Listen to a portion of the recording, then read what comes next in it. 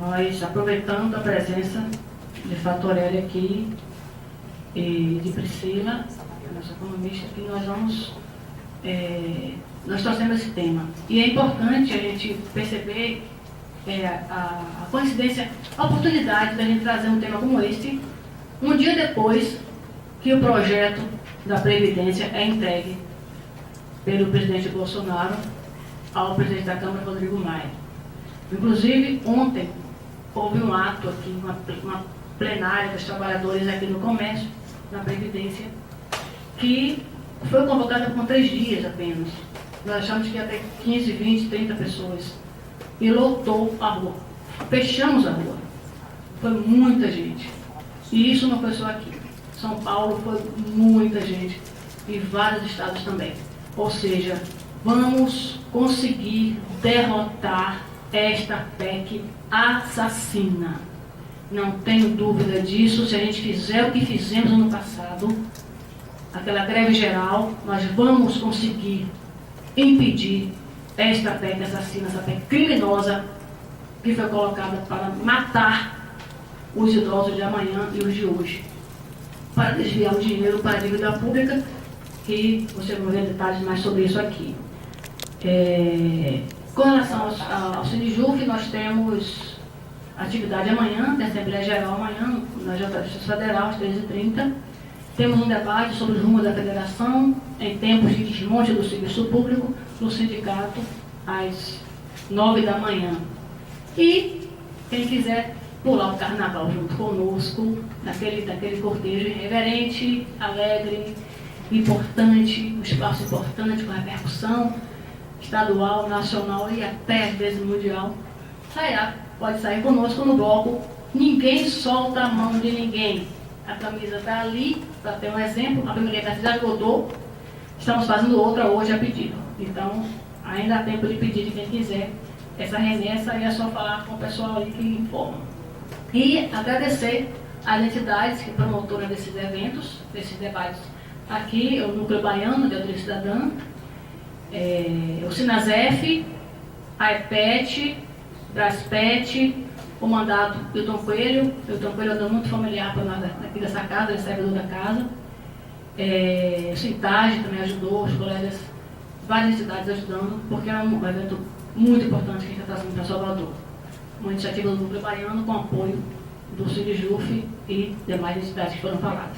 E aí eu quero, sem mais delongas, chamar para a mesa nossa querida Maria Lúcia Fatorelli, a doutora que está aposentada, minha coordenadora nacional da Autoria Cidadã, que foi coordenadora de várias auditorias em todo o mundo, vários países do mundo. Todo o país do mundo que fez auditoria da sua dívida, contou com a nossa companheira sendo coordenadora desse movimento. E também a nossa também querida companheira Priscila Martins, economista, mestre em economia e professora do IFBA, coordenadora do Núcleo Baiano de Auditoria e também participante, membro do KDTM, que é o Comitê de Anulação de Dívidas Ilegítimas. Então, eu te agradeço a presença de todos e todas e gostaria de já começar o debate já está tudo bem com o material? Passando a palavra para a Priscila, depois a gente abre para a Fatorelli e depois a gente abre o debate, as perguntas para vocês. O tempo para vocês fazerem perguntas e em seguida ela responde. Tá certo? A ideia é que não seja muito longo, mas vocês é que vão dizer. Porque a gente espera realmente que seja para a gente proveitoso esse momento aqui, e anotem, guardem esses dados. Porque é preciso mostrar que a Previdência não tem déficit e que não é preciso reforma para salvar a Previdência. O que salvar a Previdência, como vocês vão ver aqui, é cobrar dos devedores e etc. Então, sem mais delongas, Priscila Martins, com a palavra, a gente agradece a sua presença. Veio de Juazeiro, diretamente para cá, a gente agradece o esforço. Priscila. Boa tarde a todas e todos. Vou me dirigir para ali para o lado, porque eu vou precisar. Olha para te assistir. Então, vamos lá dar início a essa importante atividade. Como Denise mesma abriu a atividade falando da urgência, né, de mais discussões, de mais debates, de mais esclarecimentos sobre esse tema né? A imprensa apresenta o tema da dívida pública e o tema da Previdência com uma linguagem extremamente complexa, justamente para afastar a população da compreensão desse tema, desse processo que define as nossas vidas, né? Então, ontem foi apresentado aí o projeto extremamente agressivo, extremamente violento com relação à população do país, né? Com um caráter extremamente regressivo que vai aprofundar, sem dúvida, a desigualdade do país. E esse projeto tem a ver exatamente com o sistema da dívida, que é algo que a Auditoria Cidadã da Dívida vem trabalhando aí, vem na estrada militando em torno dessa questão no parlamento, militando nos diversos espaços da sociedade, com os diversos setores, levando informação para a população, para os diversos espaços, para que as pessoas compreendam o que é o sistema da dívida, né? E como que essas reformas, contra-reformas, esses projetos estão articulados com esse sistema da dívida. Então, a minha exposição vai ser tocando exatamente nos pontos da conjuntura econômica e política também do nosso país, porque esses eventos eles não são descolados, deslocados dessa totalidade, desse sistema da dívida, né? Essas contra-reformas, todo esse processo faz parte de um projeto econômico-político que significa aprofundar, intensificar o sistema da dívida, que em última instância significa aumentar a transferência de recursos do Estado para o setor bancário e financeiro. Então, de início, eu gostaria de destacar que é muito importante a gente ter em mente que o Brasil não é uma ilha, não é um país isolado, ele interage, ele tem relações internacionais com outros países, né? Apesar de se ter uma tentativa agora, nessa conjuntura que a gente está vivendo, de avanço de forças ultraconservadoras, no sentido de apresentar o país como descolado de toda uma realidade, né? Como se fosse um feudo, mas o Brasil ele tem relações internacionais, né? E o que o país está passando, assim como os demais países da América Latina, Fatorelli recentemente participou de mais uma importante ação em Porto Rico, que mostra exatamente o caráter internacional desse sistema da dívida, que tem, obviamente, especificidades dinâmicas locais, mas que ele faz parte de toda uma dinâmica internacional e vai se expressar em cada país, a depender dos elementos legais, jurídicos, do sistema político e da mídia, mas ele obedece a uma dinâmica internacional, né? Então, o Brasil está passando por um processo, né, um período de intensa crise socioeconômica e política que tem como centro exatamente o sistema da dívida. Eu queria só que você passasse aquela tela que eu coloquei do sistema da dívida, para quem não conhece ainda o que é o sistema da dívida em termos de como a auditoria identificou e já descreveu, definiu esse processo nos livros didaticamente, que é uma grande contribuição aí da auditoria de identificar isso e também documentar para que chegue ao máximo às pessoas, tá? O sistema da dívida. Então, o sistema da dívida ele tem uma série de mecanismos, né, uma série de outras partes, digamos assim. Ele é o centro, mas ele articula também o modelo econômico, articula em torno dele a mídia, articula também o sistema político, o sistema jurídico, uma série de mecanismos para que ele consiga operar e se reproduzir, né? E aí o que está acontecendo? Eu gostaria de destacar muito que as contrarreformas atuais que nós estamos presenciando no Brasil têm a ver justamente com a dinâmica e a intenção do setor bancário e financeiro de intensificar e aprofundar esse sistema da dívida, né? Então, a crise de 2008 e a queda dos preços das commodities, né, mais especificamente aí, petróleo, soja, no caso do Brasil, minério de ferro, etc.,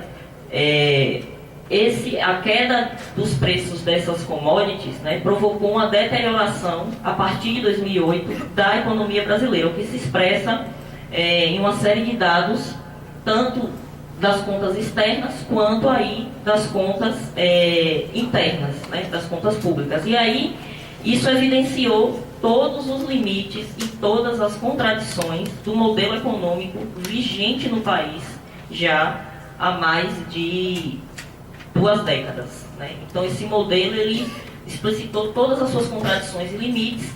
E aí, para a gente ter uma boa dimensão aí de quão profundo foram os efeitos dessa crise, né, tem um dado aqui, para mim é um dado muito relevante, que mostra, que é muito revelador, né, que mostra que desde 2008, que é quando a crise ela se explicitou, né, o Brasil ele não conseguiu mais obter superávit em transações correntes, né, apesar de que historicamente essa é uma característica da economia brasileira, que mostra justamente o nosso caráter aí de dependência e de subordinação a uma saída permanente de capital internacional, né, de capital estrangeiro. Então, essa remessa para fora do país, sob a forma principalmente de serviço da dívida externa, porém também, eu vou falar ao longo da minha apresentação, a dívida interna passou a se tornar o principal problema do país, por conta inclusive do próprio modelo de negociação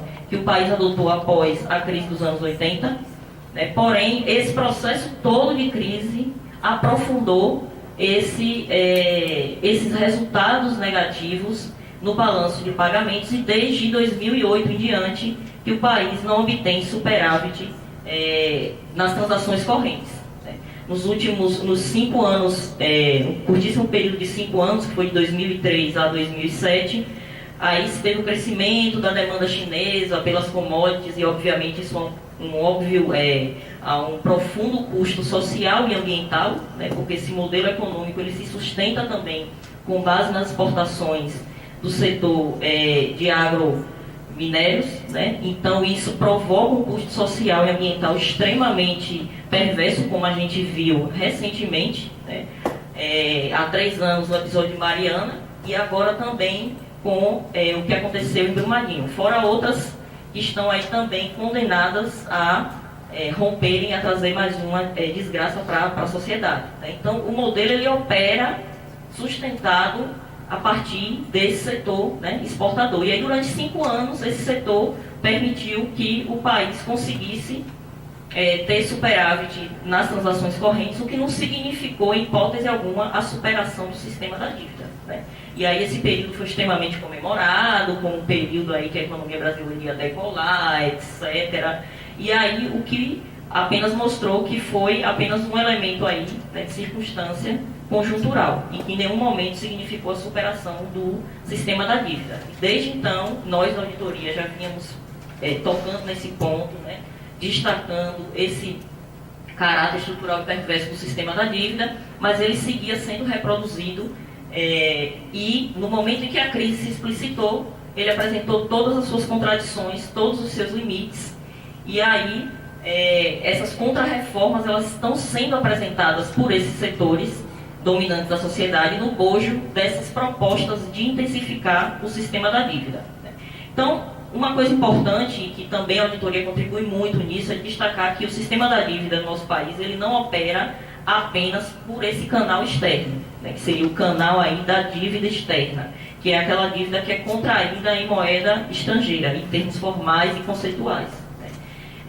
A chamada dívida interna, que é a contraída também em moeda doméstica, ela passou a ter um peso extremamente relevante aí, na dinâmica da sociedade, da economia, e principalmente passou a ser o grande problema, pelo menos em termos quantitativos e qualitativos também, no caso do Brasil, desde o final dos anos 80 e início dos anos 90, passou a ser o principal problema do nosso país. E aí é nesse processo que esses setores, essas vozes que têm interesse em levar agora um processo de controle do orçamento na fatia da Previdência Social, apresenta o discurso de que é necessário se elevar, né, fazer um processo de privatização, ou fazer um processo de contra-reforma da Previdência e trabalhista, etc., para diminuir o rombo nas contas públicas,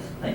E aí um dos processos que levou a essa potencialidade da dívida interna foi exatamente o Plano Brady, que a auditoria identificou, o movimento da auditoria cidadã identifica como um elemento extremamente relevante para compreender como que a dívida externa dos anos 80, da ditadura militar até os anos 80, ela foi convertida em dívida interna. Então, a partir disso, o Estado passou, a partir dos anos 90, quando o Brasil se integra na onda neoliberal, então houve um processo de internalização do externo, que significa dizer o quê? Um exemplo, para tornar isso mais concreto, é o fato de que o rombo deixado por esse capital estrangeiro externo à economia brasileira, no país, ele é permanentemente, esse déficit público que é de ordem financeira, ele é cada vez mais assumido pelo Estado, ou seja, pela sociedade. Então, a sociedade ela passa a assumir cada vez mais esse custo da farra do capital estrangeiro, então é uma internalização do externo, e a partir disso também houve um processo de externalização do que era interno. E aí isso tem a ver, por exemplo, com o fato dos títulos da dívida pública, os títulos da dívida doméstica, serem hoje não necessariamente, como o Fatorelli também muito destaca em suas intervenções, não necessariamente está nas mãos de residentes.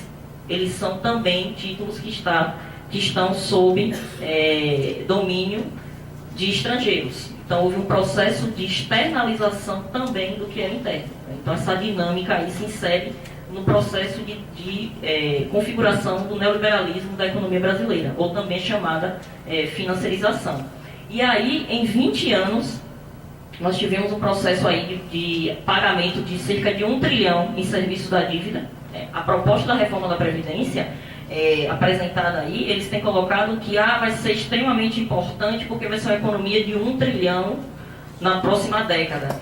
Bom, e nós pagamos em 20 anos o equivalente a 1 trilhão de reais, em serviços da dívida, e a dívida só cresceu, o estoque da dívida só se tornou cada vez maior. Nós estamos hoje aí, já ultrapassa, me corrija se eu estiver errado, a Fatorelli já ultrapassa 5 trilhões, não é isso mesmo? A dívida interna já ultrapassa isso e não tem nada a ver com gastos sociais, não tem nada a ver com previdência, com saúde, com educação, com habitação, com qualquer tipo de direito social. Essa dívida ela vem crescendo por conta desse caráter financeiro. Então os dados eles são muito claros. O estoque segue crescendo espantosamente, comprometendo quase metade do orçamento público, em que pese aí esse arroxo que as contas vêm experimentando já há bastante tempo, há mais de décadas, de uma economia de 1 trilhão para transferir esse recurso para o setor bancário e financeiro. E aí nós entramos num cenário de crise econômica onde esses setores, no qual esses setores avaliaram a necessidade de articular frentes de contra-reforma para a manutenção do sistema da dívida. Isso aí a gente vê muito claramente porque houve a manifestação do déficit fiscal em 2014, o déficit foi de cerca de 0,6% do PIB, e imediatamente foi justamente a partir de 2014, 2015 que a gente percebe uma radicalização do discurso contra a manutenção do modelo de solidariedade da Previdência Social. A gente vê uma radicalização de contra-reformas que passaram nos últimos anos, que jamais passariam em uma conjuntura onde se houvesse espaço para uma consulta da opinião popular e discussão. Então nós tivemos a aprovação da PEC, a aprovação da contra-reforma trabalhista, ou seja, em 2 anos de um governo extremamente ilegítimo, tivemos a aprovação aí de terríveis medidas, de terríveis contra-reformas, que, como o Fatorelli coloca muito bem em uma entrevista no Duplo Expresso, as contra-reformas estão, na verdade, bagunçando completamente, porque uma reforma você pensa no sentido de quando vai reformar uma casa, um imóvel, e melhorar o aspecto daquilo ali. As contra-reformas, elas estão, no caso, piorando, porque vai aprofundar a desigualdade, a miséria, a concentração de renda no país. Mas isso tudo aí tem um sentido econômico e político, um sentido de que, dado esse cenário de crise, esses setores estão correndo para aumentar o seu controle sobre o fundo público. Então, esses eventos, eles não são aleatórios, essa conjuntura que a gente está passando, ela é explicada dentro dessa dinâmica do sistema da dívida. E aí, só para encerrar, né, é por isso que eu gostaria de destacar aqui a importância do movimento da Auditoria Cidadã da Dívida, mas também dos outros movimentos que atuam internacionalmente, pautando a necessidade de uma auditoria popular e cidadã da dívida pública internacionalmente. Então, nós temos o CADTM, que é o Comitê pela Anulação das Dívidas Ilegítimas, que Fatorelli participa, a auditoria também contribui muito, Rede Internacional de Cátedras e Personalidades sobre a Dívida Pública, que nós temos também contribuído, etc. Por quê? Porque esses movimentos jogam um papel central, tanto no processo de formação, de informação, de educação, no sentido desse processo, dessa dinâmica que acontece de dominação, né, de escravidão por dívida, quanto também no sentido de se aliar cada vez mais aos setores da sociedade que estão envolvidos na luta popular e na luta social em prol dos direitos, né? Então, gostaria de agradecer às entidades também, o núcleo que eu faço parte já há mais de 5 anos, e também o Sintag, Sinasef, e também o Sindjuf, também a EPET e os demais que estiveram aqui presentes, as demais pessoas. Muito obrigada, e agora, Fatorelli. Agora, Fatorelli, você vai ficar aqui também, tem slides. Bom, então, agora com você. Bom, gente, boa tarde. Parabenizo aí a Priscila. É uma alegria enorme, né, ver jovens economistas como a Priscila que se libertam, né, daqueles modelos engessados que tentam colocar aquele modelo engessado da economia. Aqui tem muitos economistas na plateia? Levanta a mão. Ó, não tem muitos não, mas tem relevantes. Ó, vocês estudaram os modelos econômicos, ou nem chegam a considerar a dívida, ou quando considera a dívida como moeda. E como a Priscila já falou, nós inventamos, depois de investigar o endividamento público em âmbito federal, estadual, municipal, de outros países latino-americanos, europeus, africanos e até das Filipinas, asiáticos, nós vimos que a coisa tem o mesmo modus operandi. E nós deciframos essa coisa e batizei então de sistema da dívida, para diferenciar, para distinguir daquele endividamento regular, que é gota d'água no oceano, mas existe.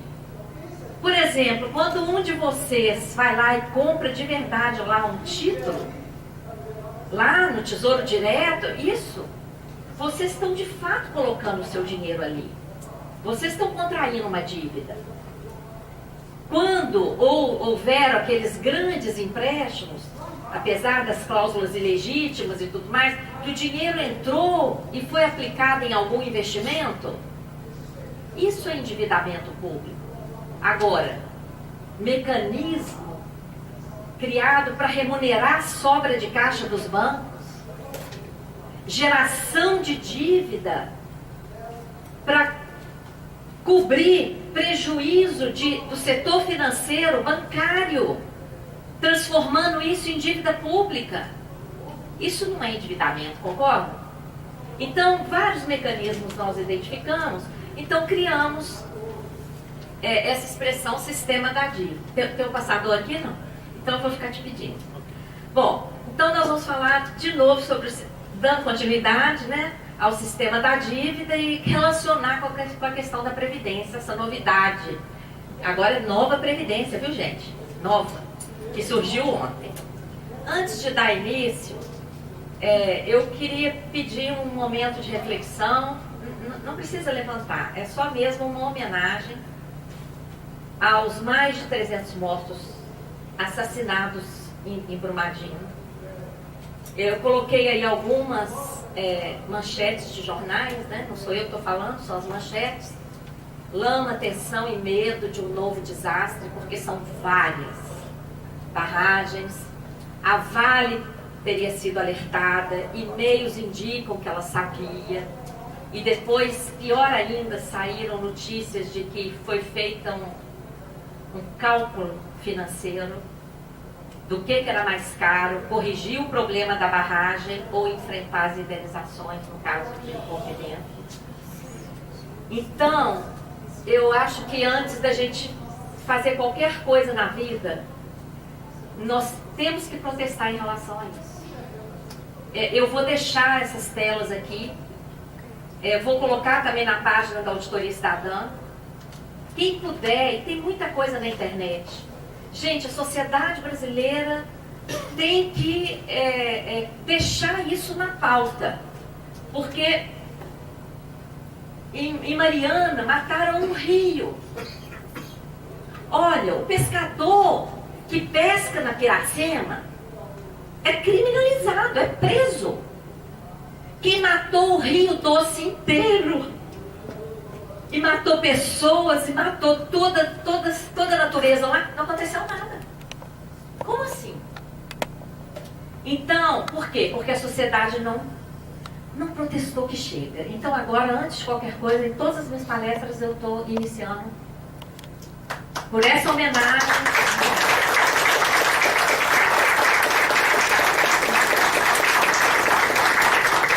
Essas palmas não são para mim, são em homenagem a essas pessoas que deram a vida para que mais crimes como esse não aconteçam. E vai depender de todos nós, viu? Então faça esse apelo, multiplique esse protesto. Tá? Pode passar. Então, esse gráfico é um gráfico atualizado do orçamento. Eu trouxe folheto para distribuir para vocês.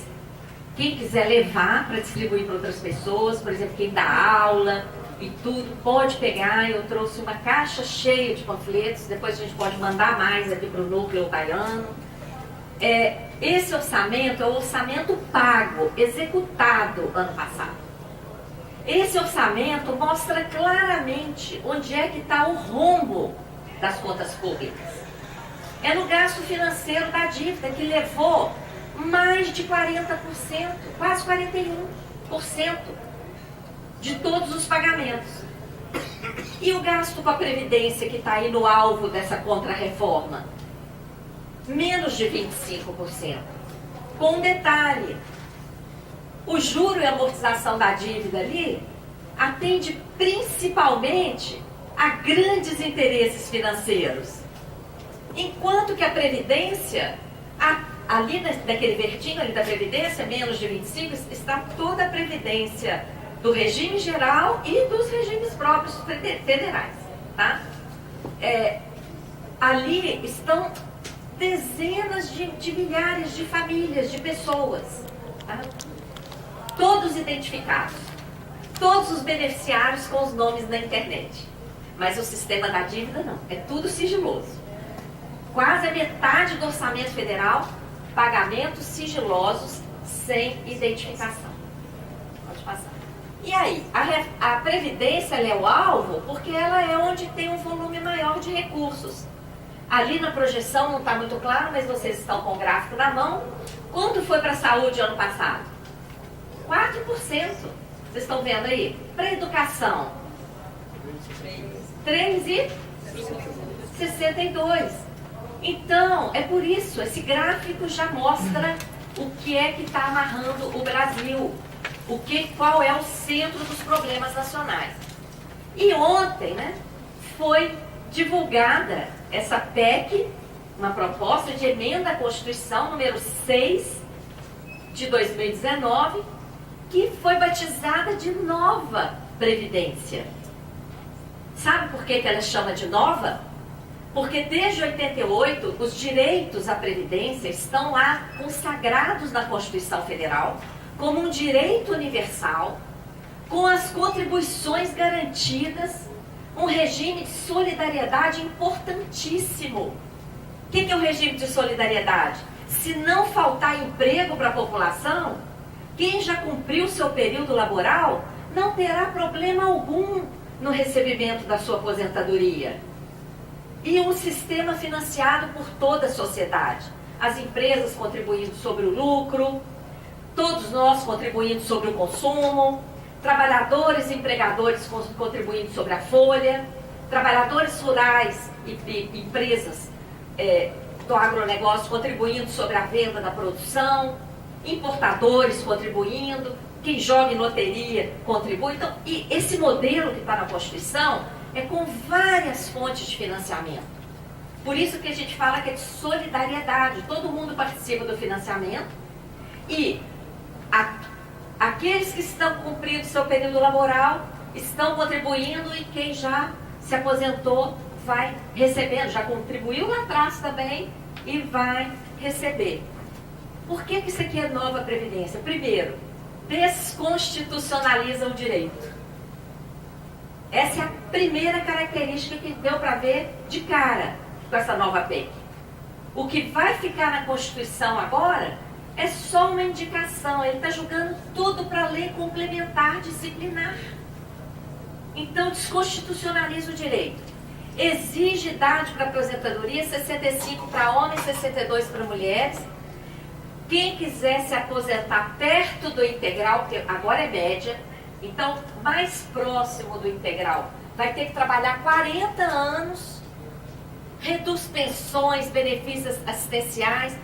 Gente, aposentadoria por invalidez agora vai ter prazo. Como se você pudesse programar uma invalidez. Então, com 20 anos de contribuição, você vai ter só 60% se você se aposentar por invalidez. E a partir daí vai aumentando a cada 2 anos, mas chega a ser ridículo, não? Aposentadoria é uma coisa esdrúxula. Aposentadoria por invalidez exigindo tempo de contribuição. E introduz o regime de capitalização que sequer pode ser chamado de previdência. Se vocês abrirem lá o dicionário e procurarem a palavrinha previdência e procurar o sinônimo, qual é o sinônimo de previdência, meus amigos e minhas amigas? Previdência é igual ao quê? Segurança. Previdência é sinônimo de segurança. Pode olhar lá no dicionário. O que é o regime de capitalização? Insegurança. Aplicação de risco. Insegurança. O que previdência tem a ver com risco? É uma infâmia. Regime de capitalização não é previdência. É a aplicação financeira de risco e de alto lucro para o sistema financeiro. Ontem mesmo, vocês viram o que aconteceu com as ações do Bradesco e do Itaú na Bolsa? Já começaram a disparar. Por quê? É um sistema de capitalização, ademais, de contribuição definida. Ponto final. O que é isso? Quem for louco de entrar nesse regime vai contribuir com uma contribuição que vai ser definida, todo mundo vai saber quanto vai pagar e não terá a menor ideia de qual vai ser o benefício ou se vai ter benefício, porque vai depender exclusivamente do mercado, sem garantia alguma de governo nenhum. E se o mercado der errado, como já deu várias vezes em várias partes do mundo, inclusive nos Estados Unidos, na Europa, as instituições que receberem as contribuições simplesmente vão dizer: quebrou, tchau. E aí? Acabou. Isso é previdência, gente? Isso é ridículo, isso não pode passar. Nós temos que começar, todo mundo também a apostar, porque rede social elegeu um presidente, tem que servir para derrubar essa contra-reforma. Tá? Nós temos que usar a rede social para denunciar. Regime de capitalização não é previdência. E eu estou assustada, porque eu vejo até gente que, assim, muito bem formada, que fala: não, nós vamos ter um fundo esse fundo vai financiar. Aí, rápido, eu já pego a notícia que eu já salvei lá. Se vocês quiserem, depois eu mando aqui para o núcleo. O que está acontecendo com o pessoal da Postales, que é o Fundo de Previdência dos Correios, e da FUNCEF, da Caixa Econômica Federal. As aplicações deram errado, as pessoas estão tendo que pagar. Agora na Petrobras também estão tendo que pagar. Gente, nós temos que exigir regime de solidariedade, até porque é o regime de solidariedade que vai garantir emprego digno, emprego para todos, porque se as pessoas estiverem empregadas, registradas e com salário digno, não vai faltar contribuição para a Previdência, para a aposentadoria de ninguém, tá? Então, essa nova, eles botaram o nome de nova, é porque é uma fake Previdência, tá? É fake Previdência. Capitalização é fake Previdência, tá? A idade para aposentadoria de trabalhadores rurais. Nós estamos aqui, nesse calor aqui da Bahia, dentro de um auditório confortável, cadeiras estofadas, ar-condicionado, iluminação moderada. E ainda assim pode ter alguém que não está se sentindo muito confortável. Imagine quem está lá na enxada, debaixo de sol, de chuva, de inundação, correndo risco daquilo que plantou ser lavado por uma inundação ou queimado por uma seca braba. Essas pessoas, homens e mulheres, terão que trabalhar até os 60 anos de idade e terão que ter contribuído 20 anos ininterruptos, apesar das entre-safras, quando essas pessoas não recebem um centavo. Dá para entender um negócio? Isso é reforma? Isso é destruição, isso é desumano em relação a quem alimenta o povo brasileiro, porque são esses trabalhadores e trabalhadoras rurais que colocam o alimento na nossa mesa, tá? Impede a acumulação de benefícios. Então, pensionista, isso é calote, porque um casal, os dois contribuíram, pagaram para ter direito à aposentadoria e pensão. Aí os dois trabalham, um deles morre, pronto, ela trabalha, ou ele trabalha, o que não faleceu, pronto, perdeu a pensão daquele que faleceu. Como assim? Isso é calote, né? Então, gente, essas são linhas gerais, eu até botei ali no título, ó, análise preliminar, porque tá cheio de pegadinhas no texto, tá? A gente vai ter que analisar, surgiu ontem, né? Foi entregue ontem de manhã, de tarde a gente estava lá em peso na frente parlamentar, que está sendo criada para combater essa contra-reforma. Então não deu tempo ainda de fazer uma análise mais detalhada, mas em linhas gerais já deu para ver que não presta, não deu? Então, pronto, é uma desgraça.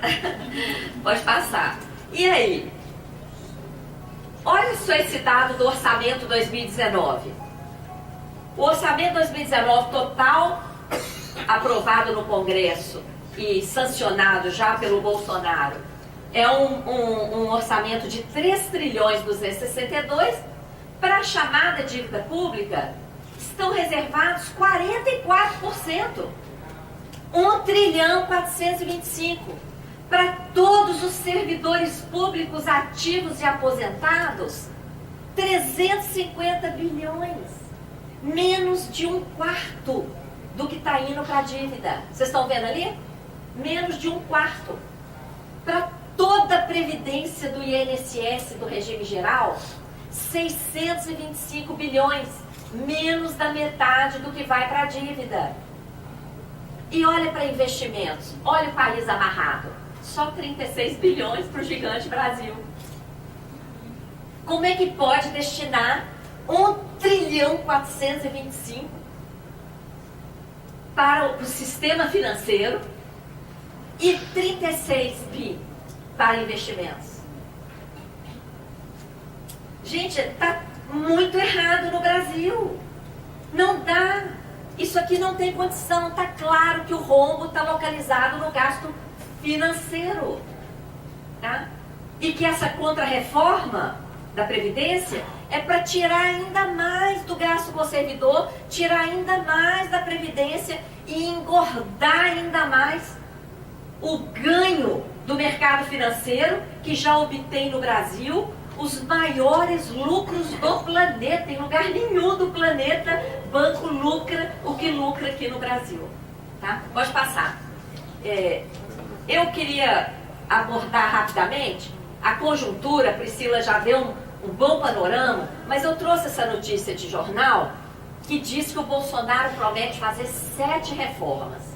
A nova Previdência, a mudança do sistema tributário, não o que a gente quer para tornar o sistema mais justo, mas é uma reforma da Previdência também.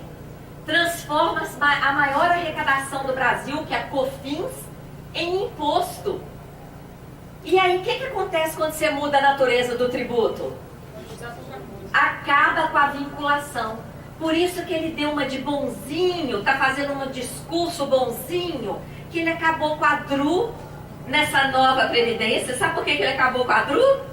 Porque essa reforma tributária já desvinculou 100% ao modificar a natureza da COFINS e do PIS. Já desvinculou, tá? Ambicioso programa de privatizações, quer privatizar tudo. Para quê?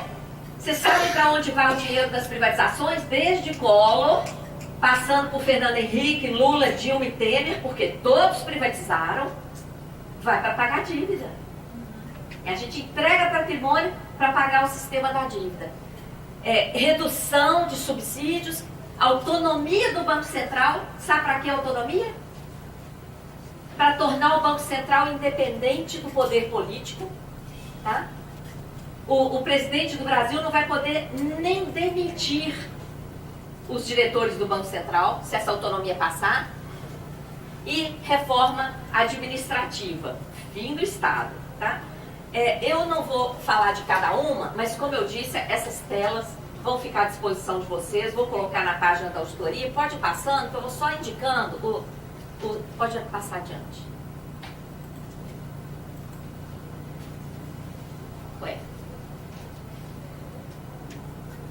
Aí, olha, tem 2 artigos recentes. O déficit da Previdência é fake e contra-reforma empurra trabalhadores para fundos de risco. Os links estão ali, pode passar. Esse outro, o que está por trás da reforma tributária? Essa explicação aí dessa pegadinha, porque eles falam que a reforma é neutra coisa nenhuma. Muda a natureza do tributo, tá? E desvincula a privatização. Para justificar a privatização, o Guedes fala que estatais são filhos drogados. Aí eu até fiz uma brincadeira no meu Instagram. A quais estatais ele está se referindo? As estatais estratégicas, como o sistema Eletrobras, que garante energia para o país funcionar? Ou as novas estatais que estão sendo criadas para operar o esquema fraudulento da securitização? Ele está se referindo às estatais estratégicas. Tá? Pode passar. As privatizações, olha só, um mecanismo que gera dívida, cobrir prejuízo do swap cambial, que é uma operação que o Banco Central faz para garantir a variação do dólar, tudo sigiloso, tem representação do Tribunal de Contas contra isso. Em um ano, o prejuízo com essa operação ilegítima foi 120 bilhões, notícia do G1. Não é nenhuma esquerdinha falando, não, é notícia do G1, tá? Toda a privatização, a expectativa é arrecadar 44 bi. Todo o sistema Eletrobras, a expectativa é arrecadar 12 bi. Um sistema que a gente constrói há décadas. vai ser vendido por 12 bi. Em um ano de swap cambial, se gastou 120 bi. E com que dinheiro que cobriu aqueles 120 bi? Com dívida pública. E vai vender a Eletrobras para quê? Para pagar a dívida pública. Olha, gente, se a gente não fizer auditoria, nós estamos perdendo o Brasil. Nós não estamos perdendo só nossos direitos, não. Nós estamos perdendo o Brasil. Pode passando. Sobre autonomia também tem 2 artigos, um da Lujan, lá do Núcleo Espírito Santo, e um do Rodrigo Ávila, nosso economista. A reforma que a gente precisa é a reforma desse sistema da dívida, que gera dívida por esses mecanismos, transformando dívida do setor privado em dívida pública, transformando dívida prescrita no plano Brady, que a Priscila mencionou, como dívida em dívida pública, elevadíssimas taxas de juro, juro sobre juro, fraude de contabilização de juro como se fosse amortização, uma maquiagem, tá? O tal do swap que eu já comentei, o mecanismo mais escandaloso que tem no Brasil, que é essa remuneração da sobra de caixa dos bancos. Meu tempo está esgotando, mas eu vou dar uma explicaçãozinha de 2 minutos sobre isso, tá? Vocês sabiam que sobra dinheiro no caixa dos bancos? Sabiam? Por quê? Porque os bancos querem cobrar no mínimo 200% ao ano, 10% ao mês, dá 214 ao ano. E aí é o seguinte, não tem empresa e pessoas suficientes com coragem de pegar esse dinheiro. Então sobra atualmente uma montanha de 1 trilhão e 200 bilhões de reais. Isso é quase 20% do PIB. A gente nem consegue imaginar quanto que é 1 trilhão e 200, não é? Você sabe o que o Banco Central faz? Aceita essa sobra de caixa dos bancos e entrega título da dívida pública para os bancos. À medida em que os bancos estão com título, o que eles têm direito de receber? Juros. Vocês sabem quanto custou isso nos últimos 4 anos, 14, 15, 16, 2017? 449 bilhões. Quase meio trilhão foi para remunerar a sobra de caixa dos bancos. Essa operação, ao mesmo tempo, gera 1 trilhão e 250 bilhões de dívida, gera despesa para remunerar e arrebenta com a economia. Por quê? Não precisa ser economista para deduzir isso. O que vocês acham que aconteceria hoje se o Banco Central parasse de aceitar essa bolada? Se essa montanha de 1 trilhão 250 bilhões estivesse no caixa dos bancos? Eles iam querer ficar com esse dinheiro na gaveta? Eles iam querer emprestar. Para emprestar, eles teriam que baixar o juro. O que seria da economia brasileira hoje irrigada com 1 trilhão 250 bilhões a juro baixo? Acabou a crise. As indústrias investindo, o comércio investindo, os cientistas criando seus negócios para produzir seus inventos, todo mundo com emprego, mas aí não ia ter justificativa para privatizar tudo, não ia ter justificativa para fazer contra-reforma, para terceirizar tudo. Então, eu quis explicar isso porque só esse mecanismo explica. Eu chego onde a Priscila colocou. Explica o que é o sistema da dívida. Tá? Explica como a dívida é usada para mexer com toda a economia, para amarrar o Brasil. Ela está por trás das privatizações, ela está por trás das contra-reformas, ela está por trás da PEC do teto. Todo mundo que está aqui sabia que congelou tudo naquele teto rebaixado de 2016, mas que a dívida ficou de fora? Todo mundo sabia? Não? Pronto, já valeu a pena a minha vinda e ultrapassar o tempo. Só para concluir, passa mais uma adiante aí. O sistema da dívida existe, tudo isso eu já falei, pode passar adiante, pode passar, que isso tudo eu já expliquei. Vai passando. Vai passando. Eu quero chegar só numa última tela. Isso tudo eu já expliquei no discurso. Vai. Pode ir? Pode ir? Vai. Aqui. O resultado de tudo isso. Tudo isso que nós estamos falando aqui não teria a menor importância se não tivesse essa consequência aqui. Notícias agora de 2019. Os bancos, só os grandes, distribuíram quase 37 bilhões de reais com isenção tributária, porque no Brasil, distribuição de lucro ao sócio não tem imposto. Trabalhador que ganha R$ 1.900 já está pagando imposto. Mas quem recebeu 37 bilhões de lucro distribuído é isento. Tá? Então, isso tem a ver com o sistema da dívida. E o Brasil, nona economia mundial, rico em petróleo, em nióbio, todo tipo de mineral, água, terras agricultáveis, matrizes energéticas, um povo maravilhoso, criativo, lidera a alta da pobreza na América Latina. Vocês acham que isso é um acaso? Não é acaso, nem resultado da corrupção endêmica da elite, dos políticos brasileiros. É resultado do modelo econômico concentrador de riqueza e de renda.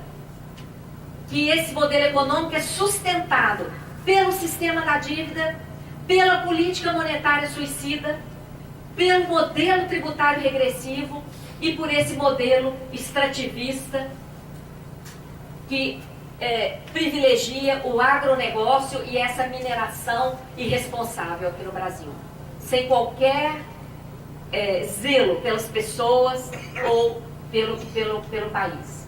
E o mercado não está satisfeito com tudo isso, não. Está sendo criado um novo mecanismo da securitização, que eu vou falar nas palestras nos outros dias, que eu vou estar aqui. Vou deixar só essa primeira que indica aqui, ó. Ele não quer apenas o juro dessa dívida ilegítima. Ele quer se apoderar diretamente da arrecadação tributária. Esse mecanismo do PLP 459, que já está no plenário da Câmara para ser votado, é um mecanismo que escancara o desvio de recursos. Porque os bancos vão se apoderar do recurso dos tributos que pagamos durante o percurso pela rede bancária. O dinheiro nem vai chegar ao orçamento. Mas agora não vai dar tempo de aprofundar nisso. É bom que todo mundo vai querer ir nas próximas palestras. Tá? No debate eu posso esclarecer um pouco mais. Porque já me avisaram aqui que eu já extrapolei o tempo. Então, muito grata. Eu fico muito feliz com essa oportunidade de estar aqui. Agradeço as entidades apoiadoras, organizadoras. E fico à disposição aí para o debate.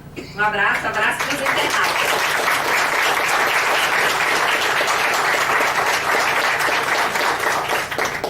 Bom, realmente, até para a gente que está acostumado, porque a gente está no núcleo de auditoria cidadã, o núcleo baiano, a esse tempo que a Priscila falou, os 5 anos, a cada vez que a gente ouve, a gente fica assustado. Marcos Mendes, querido Marcos Mendes, presente, agradecer a sua presença. Ficamos assustados com isso aí. Então, gente, está aberto para perguntas. Priscila se queria convidar para a mesa também, para responder as perguntas. E a gente fecha um bloco aí. Quem tem pergunta? Colega ali. Quem mais? Pode vir aqui? Porque está filmando, viu? Para fazer as perguntas aqui.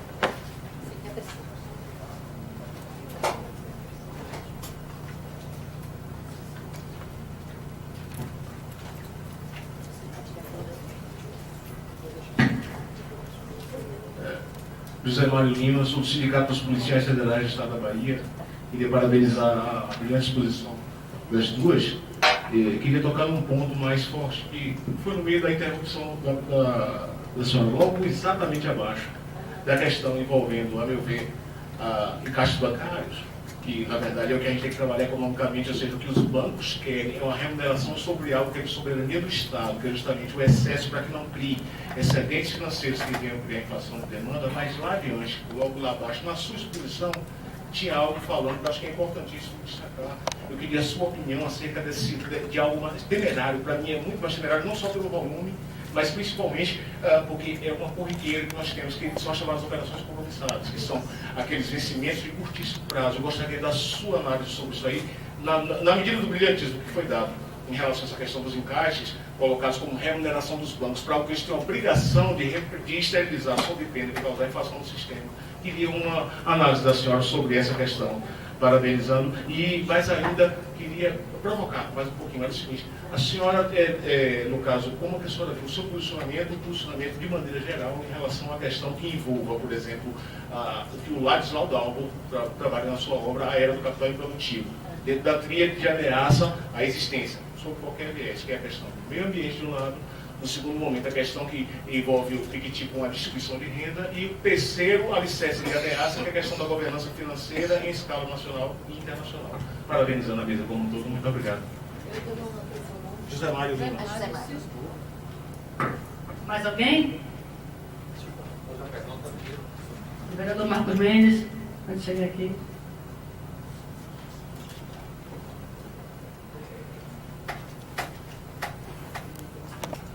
Tudo bom, Maria? Tudo jóia? A mesa, mais uma vez, a todas e todos. Maria, você, quando vem aqui, só deixa a gente mais angustiado. Não, tem que deixar animado para lutar. Angustiado. Então, Maria, assim, uma das coisas assim, importantes, né, que a auditoria daqui já vem fazendo muito interessante, mas se você pudesse dar uma pincelada, por exemplo, como é que isso reflete nessa dívida pública federal? Ela reflete nos estados e, no caso aqui de Salvador, no município de Salvador. Nós estamos agora como vereador e a gente quer ir para cima desses caras também. Aí só para você dar um toque. E também o que você puder falar para a gente, porque assim, você já faz um trabalho maravilhoso. Você, na verdade, está na contra-hegemonia, né? Enquanto eles estão lá o tempo todo, a Rede Globo de televisão, ontem foi quase 15 minutos, né? Ele está falando sobre a importância de você fazer a reforma da Previdência, tal, isso tudo. E a gente faz isso assim, galera. Essa daí é uma guerreira, na verdade, uma heroína que vai no Brasil todo, né?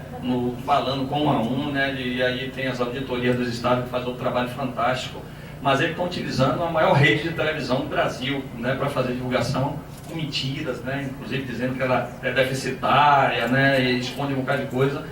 Assim, o que é que a gente poderia fazer mais, além disso tudo que está se fazendo, para que a população entendesse isso e a gente pudesse fazer uma revolução aqui nos nossos estados desse país. Obrigada, Marcos. Mais alguém quer fazer pergunta? Rita. Vamos lá, Rita. O pessoal um pouco sem medo. E seu nome? Tereza. Então, Rita e Tereza.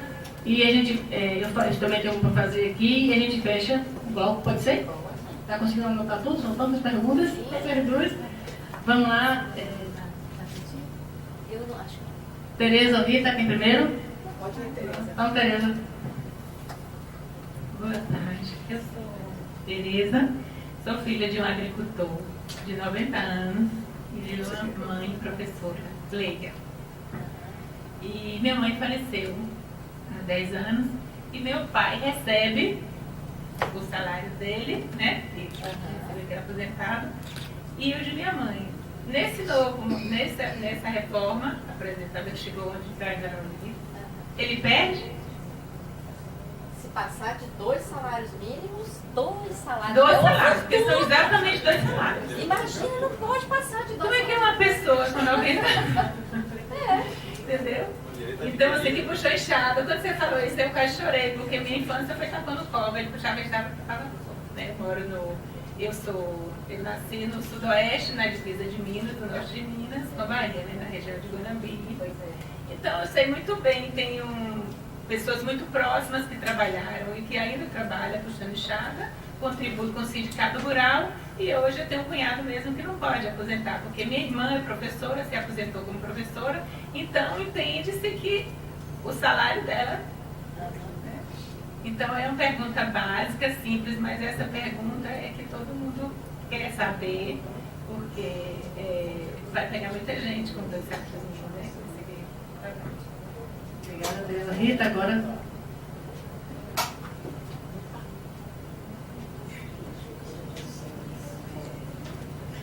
Boa tarde, Eu acho que, ao contrário da maioria esmagadora das pessoas que estão aqui, eu não tenho absolutamente nada a ver com economia. Eu sou flautista. Então, mas sou uma militante, né? E eu, ultimamente, eu tenho, sempre que eu faço alguma intervenção em algum lugar, eu lembro de uma frase que eu ouvi durante as eleições de Guilherme Boulos. Perguntaram a ele assim, por que você, o com-teto, está num movimento que defende os direitos do sem-teto? Aí ele falou, por solidariedade. Então eu acho que o que deve mover a gente nesse momento é a solidariedade. Mesmo que algumas pessoas, direta ou indiretamente, não vivam as consequências de todas as ações, eu acho que é difícil que alguém não viva, pelo menos de uma, mas de todas as ações impetradas por esse governo, né, por esse divisor de águas. A minha pergunta, eu espero que eu tenha conseguido sistematizar direito, é o seguinte: a mídia tem feito uma campanha violenta a favor da reforma da Previdência. Né? Mesmo a Rede Globo e a revista Veja, que estão aí articulando a queda de Bolsonaro para que Mourão assuma, neste momento, a reforma da Previdência é o carro-chefe da Rede Globo. E uma das coisas que eu vi ontem, quando no jornal Hoje, foi um textinho muito simpático, querendo dizer, animar as pessoas, dizendo que as alíquotas para cálculo do imposto iam ser diminuídas de acordo com o ganho salarial. Aí eu pensei o que está por detrás disso. É pensar economicamente o que estaria por detrás disso. Porque se isso chega para a grande massa via WhatsApp, vai ser muito simpático, né? As pessoas dizem assim, olha, vocês já pagaram uma alíquota altíssima de cálculo do imposto. Agora, quem ganha menos, que foi exatamente esse texto, vai pagar menos. Então, o que eu queria que as duas palestrantes falassem um pouco era sobre isso. O que está por detrás dessa colocação e de que maneira isso está sendo manipulado por esta nova reforma da Previdência. É isso, obrigada. Obrigada, Rita. Então, eu vou fazer outra pergunta também, para deixar o bloco. Duas coisas. Primeiro, a nossa Previdência ela tem um caráter solidário. Quem está na ativa paga para quem está inativo, no caso que está aposentado já. Isso ao longo dos anos, né?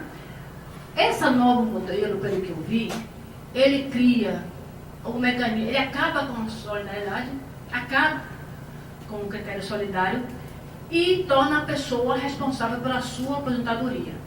Com muitas aspas, porque o nosso dinheiro vai ser colocado no mercado financeiro e se quebrar, ele fica sem. Ponto.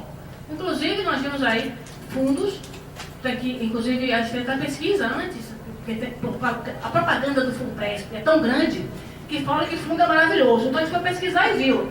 A Previ foi um rombo de 11 bilhões. A Petros, 28 bilhões. O FUNCEP, a Caixa Econômica, mais de 10. O Postales, 8 bi. Então, os maiores quebraram. Imagine os menores. A gente não pesquisou os menores. Mas se os maiores quebraram, como é que os menores não quebraram, como é que acontece com os menores? E a maioria desses fundos, como é de empresas, a empresa, o dono da empresa, ele arca com metade do rombo e o servidor, o trabalhador, com a outra metade. No caso do FUNPRESP, que é servidor público, o servidor arca sozinho com o rombo. Então é bom a gente colocar, quando a gente coloca isso nos debates, ele diz, porque o nosso fundo é de benefício não declarado, não fixo, não definido. Ou seja, por isso não tem problema. Ou seja, como é que não tem problema, cara pálida? A pena vai dizer o seguinte, não vai ter rombo, porque você vai pagar automaticamente. Vai tirar do seu bolso e acabou. Então não vai ter rombo. Você vai ser obrigado a ter aquilo no desconto. Entendeu? Então, por isso, exatamente essa é a vantagem. Então, é bom que o servidor público saiba o que está acontecendo. Certo? E a outra pergunta com relação ao FUNPRESP, Júlio, queria se desse uma FUNPRESP, na verdade, não Júlio, mas FUNPRESP, uma palavrinha sobre isso. E com relação a esse critério de solidariedade, se os ativos de hoje pagam os inativos e se quebra esse sistema, os nossos queridos aposentados de hoje, nossos pais, nossos colegas que já se aposentaram, quem vai daqui a 5, 10 anos manter o salário deles? E aí eu queria que essa resposta, inclusive, vocês passassem para os nossos queridos colegas que não estão aqui, porque acham que está tudo bem, já se aposentaram. Não é assim. E eu queria só que as nossas duas palestrantes falassem um pouco sobre isso. E que essas informações ultrapassem, inclusive disputando, como o Marcos falou, disputando a grande mídia. As redes sociais realmente não impulsionaram um candidato baseado basicamente em fake news. Vamos falar agora a verdade news nas mídias. Obrigada.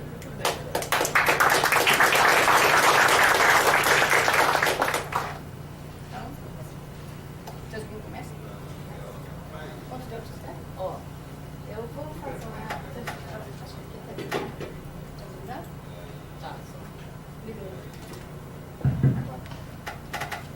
Bom, muito grata aí pelas perguntas, né? Você tem um leque aqui para a gente explorar. Eu queria começar por essa questão da solidariedade. Porque quem acha que não está sendo atingido, não está enxergando bem as coisas, como como a Denise acabou de colocar. A aposentadoria dos servidores do regime próprio tem sido garantida não só pelas contribuições dos ativos, mas as contribuições dos próprios aposentados. Não vamos nos esquecer que desde a reforma de 2003 foi instituída a contribuição do inativo. Então, de 2003 para cá, os aposentados pagam a contribuição. No texto da reforma, ela já prevê, viu, a crise, e ela já prevê que pode chegar a 22% a contribuição para a previdência dos servidores. 22%. A alíquota do imposto de renda de quem ganha 5 mil já está em quanto, gente? 27,5%. 27,5% mais 22 dá quanto? 49,5%. Então, isso mostra o confisco que já está aí. Quer dizer, eles estão falando, não, direito está assegurado. Como que o direito está assegurado se a pessoa já 50% já é tributo? E depois vai começar a vir, não tem garantia de reajuste, já estão quebrando a paridade aí de várias maneiras, dando bônus aqui, dando uma gratificação ali, já estão quebrando a paridade. E 50% de tributo, o que é isso? Então, olha, quem está achando que essa reforma não vai atingi-lo ou não vai atingi-la, não está consciente do que está realmente posto, tá? E mais, tem muito mais coisas por vir. Porque, como eu falei, a estrutura central dessa reforma é desconstitucionalizar o direito e reverter para a lei complementar, que a gente nem sabe o que vai estar lá, porque não foi divulgada. Então, quem aprovar essa reforma vai estar aprovando um cheque em branco de linhas gerais, um guarda-chuva, que depois pode vir coisas ainda mais drásticas na lei complementar, tá? O FUNPRESP, ele já foi concebido como um sistema de contribuição definida. Então, os trabalhadores que aceitaram, né, essa opção, fazem ali aquela opção, passam a contribuir, mas eles não têm garantia nenhuma de que benefício que eles terão. Quando eles falam que não vai ter perigo de aporte, é porque não tendo a contribuição definida, ele não tem que complementar para garantir aquela contribuição, em tese. Mas tem a questão do fundo e da estabilidade do fundo. E já está previsto lá na legislação do FUNPRESP, alguns gatilhos até de contribuição. Isso já está lá. Então, também não tem essa tranquilidade. Tá?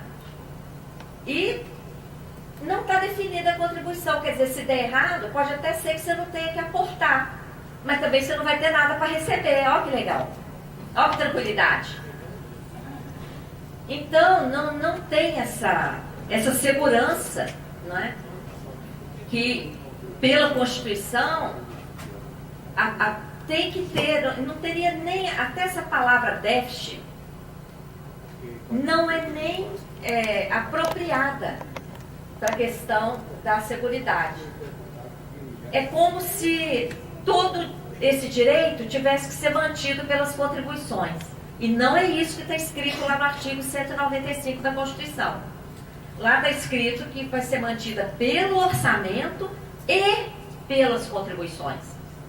Nos últimos anos, nas últimas décadas, as contribuições deram conta da despesa toda e ainda sobrou dinheiro que foi transferido via DRU para o orçamento fiscal. Depois da crise, que eu digo crise fabricada pela política monetária do Banco Central, que essa crise foi fabricada pela política monetária do Banco Central, é que as contribuições não estão dando conta mais. Então é natural que o orçamento fiscal seja utilizado. Nessas modalidades de FUNPRESP e de capitalização, não entra o orçamento. De capitalização, então, não entra mesmo. Do FUNPRESP ainda tem uma contribuição do órgão. Mas na capitalização, vem pra cá. Vem pra cá. Você é da casa, né? Então.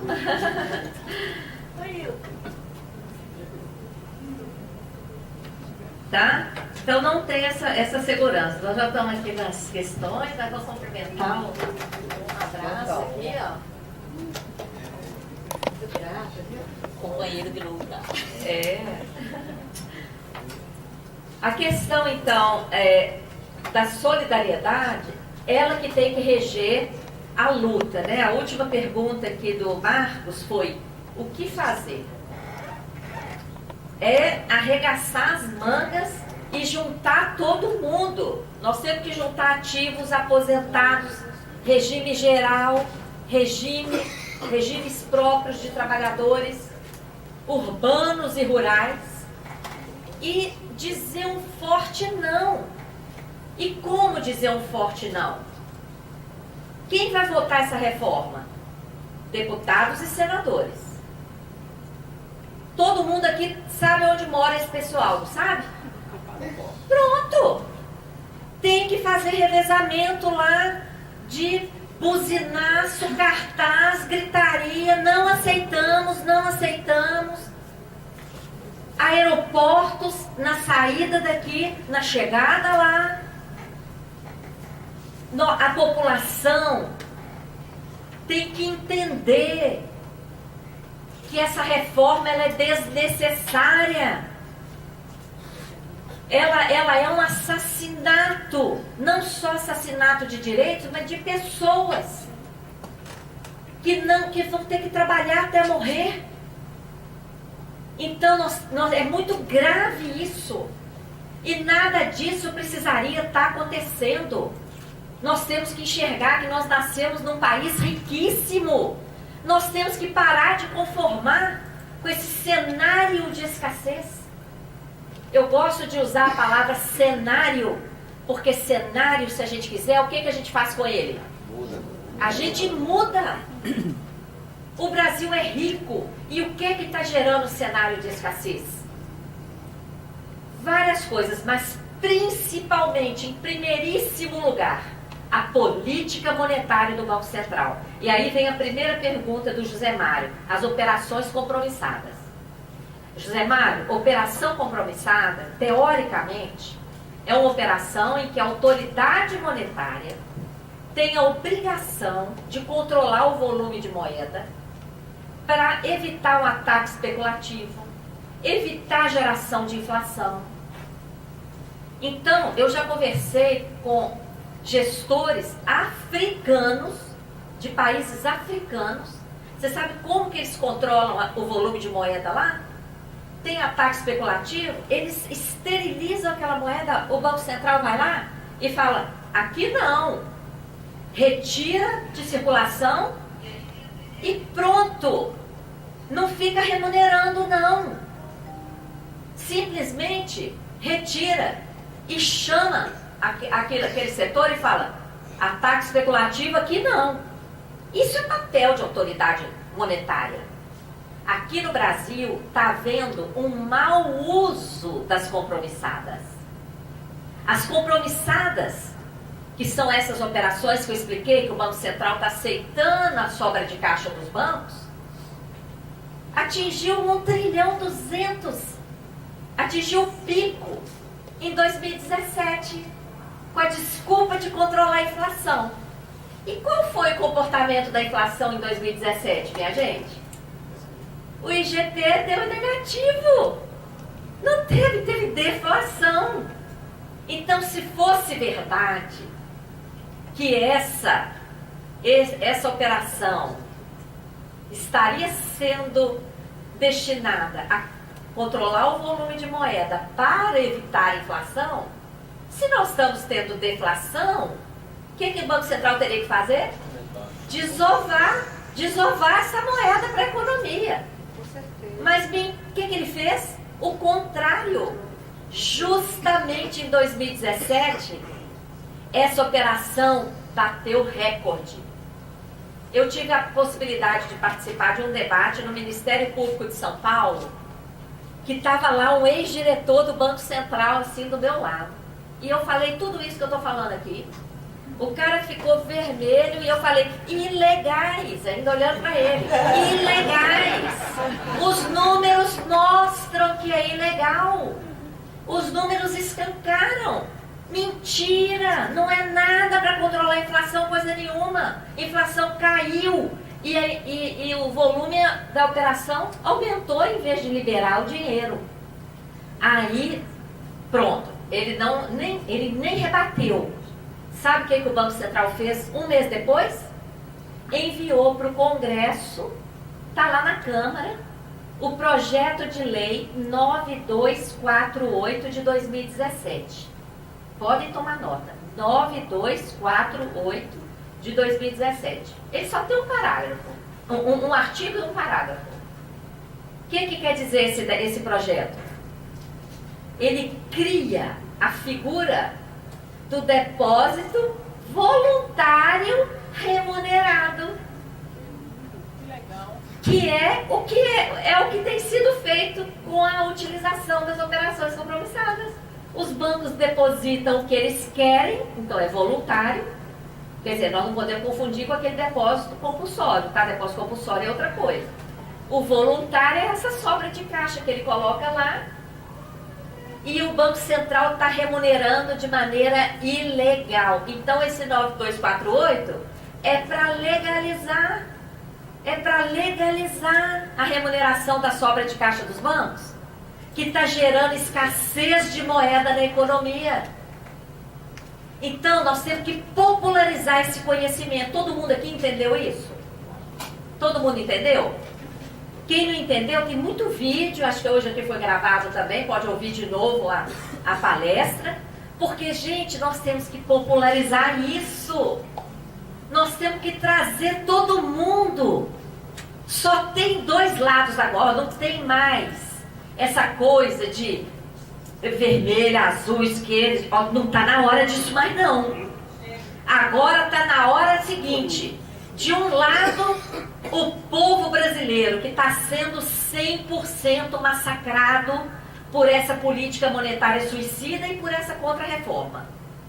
Todo o povo brasileiro está de um lado e do outro lado estão os banqueiros. Só tem dois lados agora, nesse momento. Se a gente quiser enfrentar essa conjuntura, nós temos que nos enxergar como povo brasileiro, como classe trabalhadora unida. Quando eu falo classe trabalhadora, eu estou juntando os desempregados, os excluídos, os estudantes, todo mundo é povo. Tá? Porque todo mundo ou já trabalhou ou vai trabalhar. Tá? Se a gente não tiver essa visão agora, nós vamos perder o Brasil. Porque está sendo tudo privatizado com essa desculpa de que não tem dinheiro para nada. Não tem dinheiro para nada porque o dinheiro está retesado lá nessa operação ilegal, tá? Que está transferindo recurso público para banqueiro, alimentando o sistema da dívida. Nós estamos entregando o nosso patrimônio a troco de nada, nós estamos perdendo os direitos, deformando a Constituição brasileira. Deformando, não é reformando não, deformando a Constituição brasileira. Então, eu espero ter respondido aí o Zé Mário. Que bom que você é policial, que nós estamos falando aqui de caso de polícia, viu? Você tem que chamar sua turma, tá? Pra agir, abrir processo, questionar, chamar esses ex-presidentes do Banco Central lá para responder. Esse pessoal tem que prestar conta, porque muita gente morreu por conta dessa política, tá?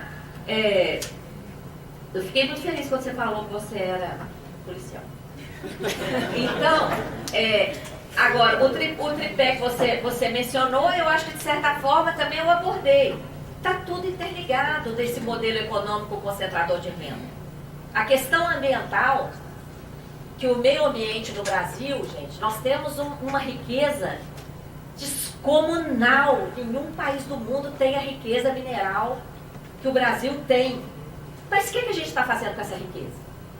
Por causa da escassez de moeda, não tem dinheiro para investir. Entrega para qualquer aventureiro que lance mão, para explorar do jeito que quiser. Isento de tributo e ainda recebe incentivo.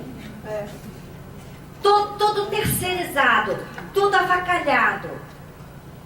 E ainda chega nesse ponto aí, ó, de fazer um tipo de barragem mais baratinha, a montante. O que é essa montante? Já aproveita ali a montanha, o pedaço da montanha, e faz a barragem ali com o próprio detrito. O próprio detrito. Só que aí a barragem enche. Em vez deles, olha, eles poderiam fazer lajota, em vez de usar asfalto. Aqui poderia ter asfaltamento de lajota daquilo, com intervalos, até para a terra respirar. Mas isso vai custar. Vai empregar gente. Eles não querem. Não. Põe mais um puxadinho naquela barragem. Enche de novo. Põe mais um puxadinho. Eu não sou engenheira, mas é lógico que aquele peso todo ali de detrito com água, aquilo é insustentável. E já tinha documentos dizendo que era insustentável, que corria o risco de romper. E vazou na mídia de que eles fizeram o cálculo. O custo para corrigir era muito mais alto do que o que eles calcularam que eles teriam que pagar a indenização se rompesse. Quem pensa dessa forma, eu acho que já perdeu a condição de humano. Já é outra coisa, eu não sei o que é. Nem bicho é, viu? Porque bicho não aniquila a própria espécie. Não é bicho, nem humano. Eu não sei nem o que é.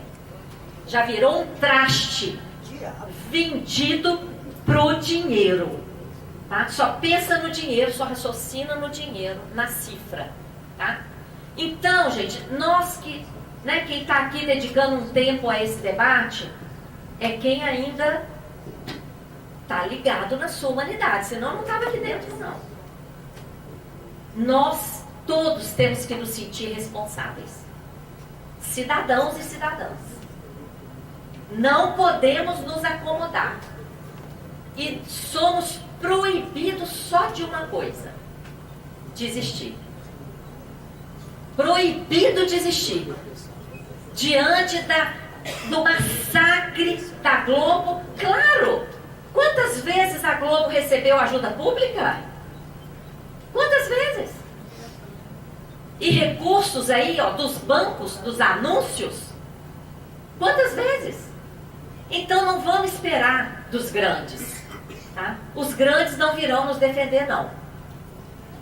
Essa tarefa é nossa, de todo mundo junto, tá? Nós vamos ter que passar por cima de várias diferenças, porque temos diferenças. Pensamos diferente. Mas agora, o momento é tão grave que nós só podemos fazer duas distinções. Quem é banqueiro que vai ganhar com essa reforma e quem é povo que vai perder. Aí a gente vai conseguir juntar todo mundo. Entendeu? E quem não vier do nosso lado, ou não entendeu nada, ou se vendeu lá pro lado dos banqueiros. Porque muitos vão se vender, não tenho dúvida. Ontem, a gente estava lá na frente parlamentar da Previdência, na Câmara, e já surgiu o zum lá. Que vai sair pagamento de não sei quantos milhões por cada voto dessa reforma. E isso é baratinho para os bancos. Esses milhões são baratinhos. Porque eles vão receber bilhões das contribuições e não vão ter compromisso nenhum de pagar depois. Então, para eles é baratinho. Tá? Então, gente, olha, não pode passar. Tá? Não pode passar. A questão da dívida dos estados, o sistema da dívida, como aquela tela que a Priscila colocou e que eu também terminei nela, o sistema da dívida, ele é suprapartidário, supra-ideológico, supranacional, ele não tem fronteira nenhuma, ele age como um todo, no mundo. E aqui no Brasil, ele age no âmbito dos estados também. A dívida dos estados, inclusive a dívida aqui da Bahia, é um escândalo. A maior parte é dívida, é passivo do, como é que chamava o banco aqui? Do Baneb. Você sabe como que o Baneb foi privatizado? Para o, quem comprou? Para o Econômico, depois o Bradesco. Sabe como que o Baneb foi privatizado? Só entregaram o filé. Os ativos. Foram todos os prédios, toda a clientela, todas as contas a receber, os créditos a receber. Foi tudo entregue. Agora, o passivo do Baneb virou dívida do estado da Bahia. E passou a ser corrigido pelo IGPM, IGPTI, que é maior do que o IGPM, passou a ser corrigido automaticamente todo mês pelo IGPTI, e mais juro em cima, aqui é 6%, né? Aqui é 6%? Porque cada estado, eu acho que aqui é 6%. IGPTI mais 6%, cumulativo. De tal maneira que o estado da Bahia já pagou no mínimo 3 vezes a dívida para a União e deve cerca de 5 vezes. É um esquema que não fecha. E por causa da dívida do estado, vem aí reforma da Previdência no estado, aumento da alíquota no estado, vem essa ameaça da securitização. Já veio, porque o governo já aprovou, né? Mas ainda não está operando. Ainda não começou a operar porque a lei federal não foi. Mas enfim, essa securitização com a desculpa de que isso vai trazer recursos, no primeiro momento traz, mas a que custo? Às custas da entrega do fluxo da arrecadação tributária. Então, olha, nós estamos num momento assim, ó, de decisão. Ou nós vamos deixar arrebentar com o país, ou nós vamos reagir. Nós vamos reagir e fazer movimento forte. Ser cidadão dá trabalho, viu? Olha aí, num dia desse eu tô aqui de virada de noite, ontem, domingo eu estava lá na plenária de servidores. Ser cidadão dá trabalho. Mas vale a pena. Vale a pena porque depois você deita. Estou fazendo a minha parte. E se todo mundo fizer a sua parte, nós somos a maioria. E nós estamos do lado da verdade e do lado do que é correto. Nós queremos o bem das pessoas. É ou não é? Com certeza. Agora, eu posso contar um sonho que eu tive essa noite? Eu contei para o taxista morreu de rir. Eu indo para o aeroporto lá em Brasília. Você sabe com quem que eu sonhei hoje? Com o Bolsonaro. Com o Guedes. Eu já sabia que era um pesadelo. Era algum, não foi só algum pesadelo. Mas agora, olha que coisa interessante. Eu normalmente nem lembro de sonho. Eu durmo tão pouco, eu não me lembro de sonho. E eu lembrei hoje, eu acordei e falei assim, gente, mas que coisa esquisita. Será que eu vou encontrar com ele? Eu virava para ele e falava assim, Guedes, essa reforma, você deve estar muito infeliz. Porque você está agradando meia dúzia de banqueiros e está ferrando com o povo brasileiro inteirinho. Por que você está fazendo? Vem para o nosso lado. Desiste desse negócio. Eu no sonho. Olha que inocência, né? Porque ele é banqueiro, né? Então, mas no fundo, é isso que a gente tem que pensar. Entendeu? Que ou as pessoas vão entender o que está em jogo e vão lutar e vão vir para o lado do povo brasileiro e defender a nação, porque, gente, nós estamos tendo informação. Já houve época em que não tínhamos, que só ficávamos na mão da Veja e da Rede Globo, é ou não é?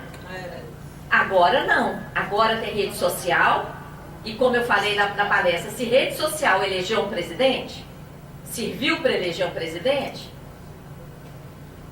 tem que servir para derrubar essa reforma, tá? Então é isso, deixa o que eu não respondi, acabei extrapolando de novo o tempo, Priscila vai dar conta aí.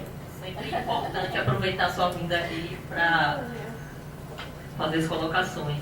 Enfim, eu acho que a maior parte das questões aí foi contemplada completamente pela fala, pela abordagem de Fatorelli. Eu queria tocar em dois pontos mais específicos, né? Um foi sobre a questão da campanha da mídia, né? No caso pela reforma da Previdência.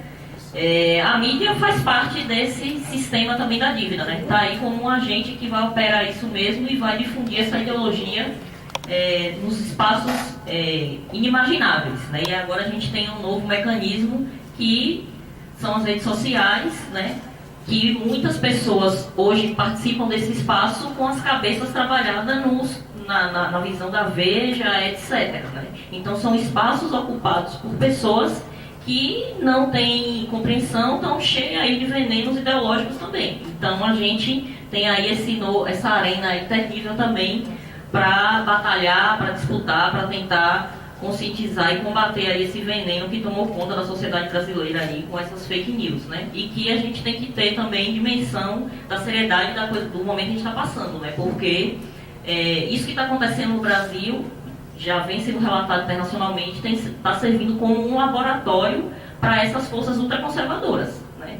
Isso aqui está servindo como um laboratório para testar como é que a gente vai utilizar os mecanismos, como é que essas forças vão utilizar os mecanismos tecnológicos e científicos também para dominar a opinião pública, né? Então a gente aí tem esse desafio também para lidar, né? Além da mídia convencional, reacionária que a gente tem conservadora, a gente tem agora também as redes sociais que estão também contaminadas por esses discursos que estão aí, né? Eu vi hoje já pela manhã, porque eu vim de viagem de Juazeiro, e aí eu fui vendo no celular as notícias sobre a proposta aí, né, da PEC, a desgraçada PEC, a famigerada PEC, que foi apresentada aí da Previdência, né? E aí tem na parte final, tem algumas coisas assim bem bizarras, né, da explicação do Paulo Guedes, né, tentando justificar, dizer por que essa contra-reforma ela é extremamente necessária. E uma das coisas que ele colocou aqui é que há várias razões, no caso, para justificar o problema do crescimento do Brasil, né? Mas o principal nó é o nó fiscal, e esse nó tem a raiz na despesa previdenciária.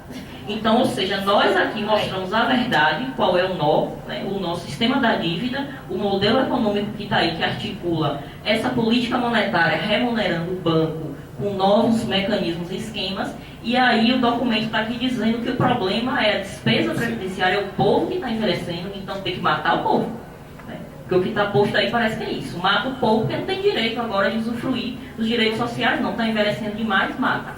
Né? Eu sou neta de um ex-trabalhador rural, né? Meu avô trabalhou muitos anos no Cisal, etc. Viajava para Curitiba, né? E o tempo de vida de trabalhador dele não chegou a 40 anos, porque a estrutura física ficou completamente deteriorada, completamente detonada.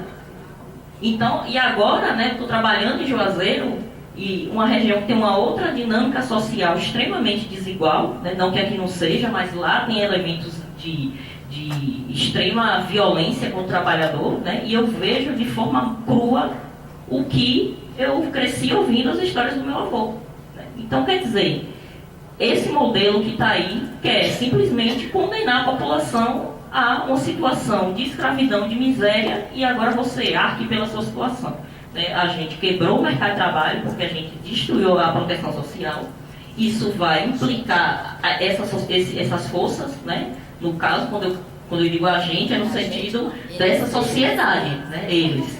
E aí eles quebraram a proteção social do mercado de trabalho e agora querem quebrar também as regras da Previdência, porque a arrecadação vai, consequentemente, cair absurdamente, já vem caindo, e agora virar para o povo e dizer, ó, se virem aí com a situação de vocês, porque o Estado não vai arcar com isso. Então é uma situação extremamente triste, perversa, cruel, indignante, né?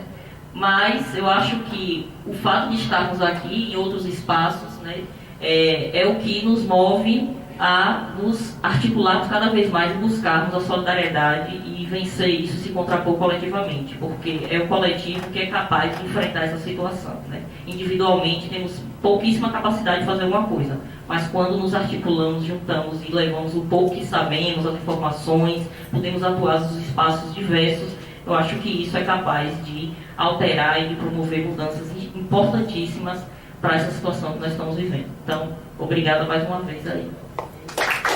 Obrigada, muito obrigada a vocês duas. Muito importante tudo que cada um falou para a gente. A saudação aos seus colegas, para você aqui.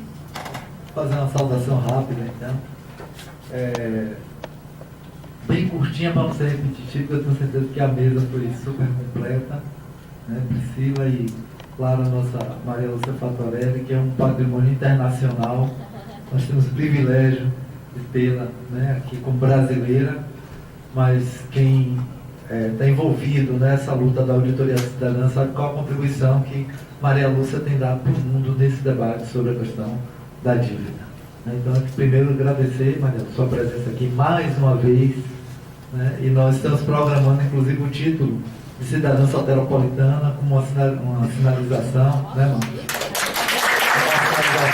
todos os municípios do Brasil precisam homenagear a Maria Lúcia Fatorelli, não como uma elevação individual, mas pelo que ela simboliza dessa movimentação que é tão gigantesca por ser tão nobre. Na verdade, para chamar a atenção da população, como esse mecanismo da dívida, ele acaba se espraiando. Maria Lúcia falou aqui dos estados, nós tratamos disso aqui no município também, eles estão preparando, né, o espraiamento desse esquema da dívida para tirar diretamente dos cofres municipais e para cima da arrecadação municipal, né, retirar para o esquema do capital especulativo. Então, realmente, são muitos tentáculos e nós precisamos, sobretudo, fazer debate e reflexão crítica com a sociedade, porque aquela coisa não é fácil de se entender. Mas, à medida que as pessoas vão compreendendo, tem algo que é uma pergunta que está na cabeça de todo brasileiro, talvez muita gente de fora do Brasil, como o Brasil é tão rico e tem tantos direitos negados para o seu povo. Entender o esquema da dívida é entender esse grande enigma, né? A Bahia é um exemplo disso, né, Marcos? Nosso ex-candidato a governador, atualmente vereador, que falou tanto no processo eleitoral, como é que se tem uma sexta economia do Brasil consegue ser a 24ª em saúde, 27ª em educação, tudo isso... 79º IDH. Exatamente.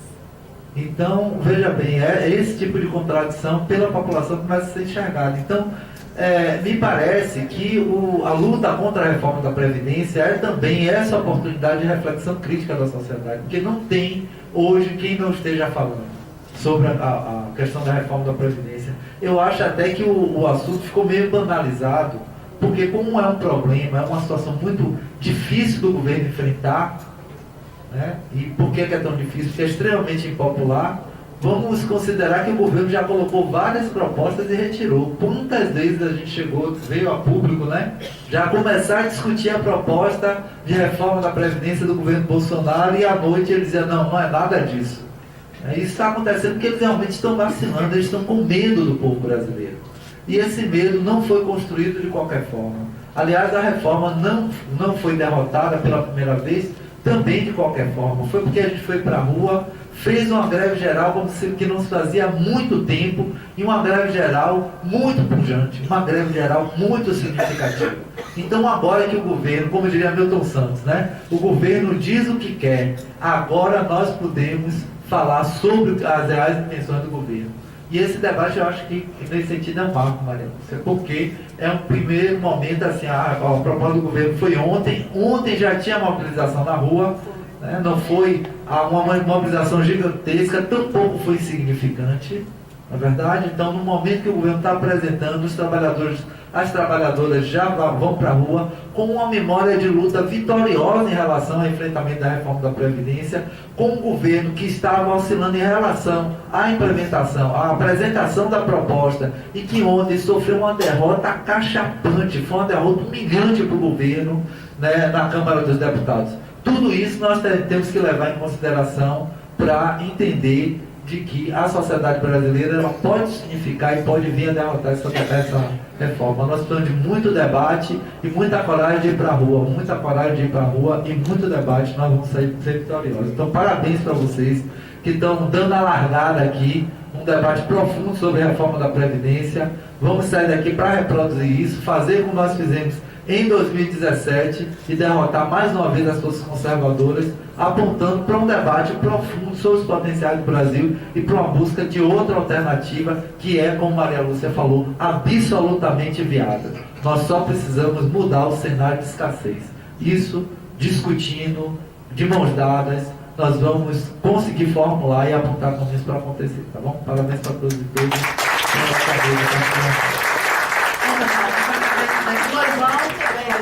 Lorival dá uma saudação conosco aqui. Lorival que foi um dos fundadores do nosso núcleo baiano. A saudação para a gente aqui, Lorival. Senta aqui na mesa.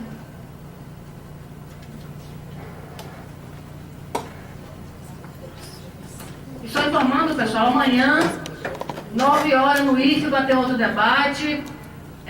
A Casa Ninja está confirmando ainda se terá, não sei, à noite. Estão vendo aí da confirmação. E no sábado, no 2004, em Armação, também, Maria Lúcia falou sobre privatizações, securitização, que é um problema muito sério, já pincelou aqui sobre isso. Então, é uma série de debates.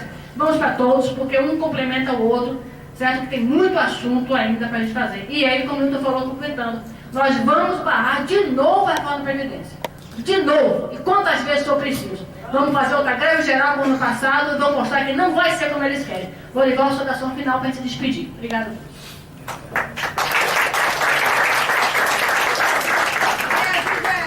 Boa tarde a todos, a todas. Eu agradeço mais uma vez a presença de Maria Lúcia Fatorelli, que esse foi um trabalho que estamos dando continuidade de um trabalho que nós conversamos em 2014, né? Lá na OAB, e nós vamos dar continuidade a esse trabalho. Eu apenas, não sei se ainda dá tempo, só queria que Fatorelli explicasse aqui para os colegas que é como eu hoje estão aposentados, que eu aposentei em setembro do ano passado, quais são as consequências para os aposentados se nós deixarmos essa reforma da Previdência passar. Porque você vinha no aeroporto conversando conosco, falando da situação da Grécia, lembra? Gostaria que você falasse sobre isso, para dar um choque de realidade mesmo, porque pouco antes de começar isso aqui, eu não sei se Denise foi passar em sala, mas eu subi de lá daqui do 10º andar, fui até o 4º andar, lembrando o pessoal da necessidade de estar aqui presente. Só uma pequena crítica, esse auditório hoje era para estar aqui com gente em pé, só com o pessoal da casa, mas ele não está. Eu sei que as pessoas têm suas atividades, suas tarefas, suas responsabilidades, mas a Justiça do Trabalho está sobre o facão na cabeça, porque existe uma proposta de sua extinção que não só prejudica os trabalhadores da casa, como os trabalhadores que, em geral, o jurisdicionado que vem aqui buscar diariamente o seu direito, que já está limitado por conta da reforma do Temer.